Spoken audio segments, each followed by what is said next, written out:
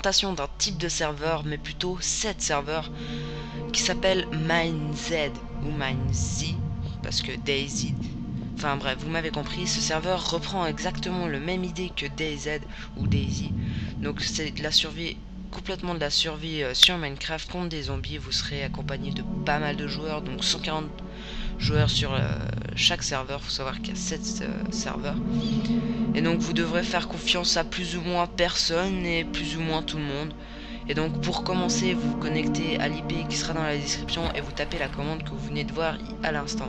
Quand vous arrivez dans le monde, vous commencerez directement sur la côte comme dans le vrai jeu. Vous commencerez avec une bouteille d'eau, une épée en bois émoussée, enfin à moitié défoncée, un bandage et une underpearl. Donc l'eau sert à vous redonner, à éviter que vous mouriez de soif, tout simplement. Je vous conseille de boire votre fiole d'eau à partir du niveau 6 ou 5.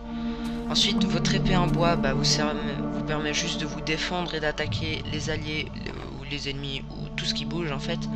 Ce sera votre seul ennemi. Ensuite, je vais vous parler de la hache.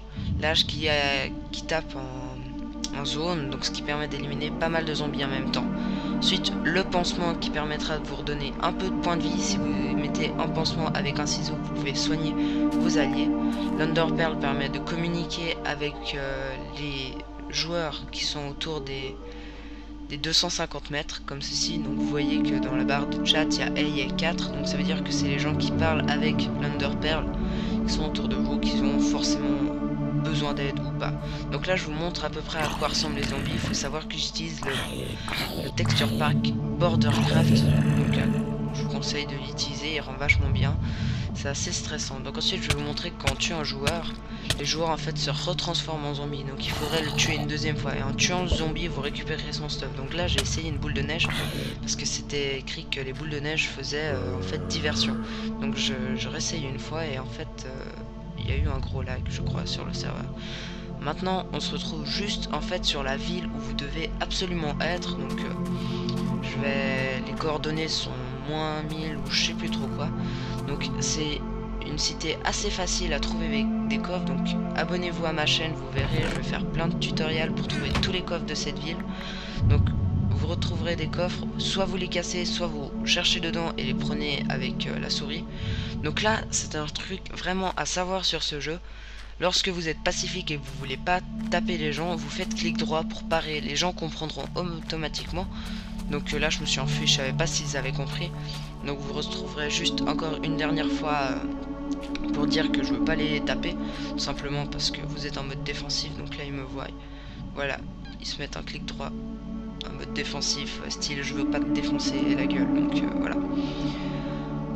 Alors dans la ville que je viens de vous montrer, il faut absolument que vous passiez par là au début, parce que au sud, donc là c'est juste un attroupement, au sud de la map c'est l'endroit où il y aura le moins de monstres, et au nord c'est l'endroit où il y a le plus. Donc là c'est ce que je montre maintenant. Donc lorsque votre X est négatif, donc il y a un moins de vent, vous êtes au sud, et lorsqu'il est positif vous êtes au nord. Donc c'est très dangereux d'être au nord, mais vous avez des meilleurs loots. Donc là je vous ai montré une chose vraiment très intéressante sur ce type de serveur, c'est les hordes. Donc les hordes, comment ça évolue, comment ça se crée, comment ça s'écrit. Alors en fait à la base ça doit être 2-3 zombies qui ont tué une personne, et à chaque fois qu'une horde tue un joueur, bah forcément comme je vous ai montré avant, le joueur se transforme en zombie, et donc le cadavre du joueur rejoint la horde. J'ai vu pas mal de hordes avec plus de 30 zombies, c'était assez impressionnant.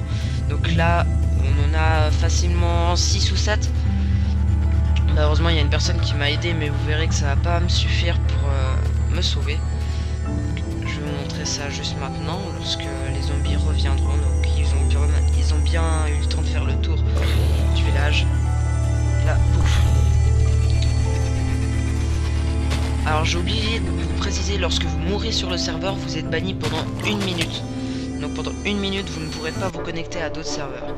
Et donc merci d'avoir regardé cette vidéo. Cette vidéo a été présentée par moi-même. J'ai tenté de l'expliquer le mieux possible, j'ai été très rapide, ma foi, fallait écouter les gens.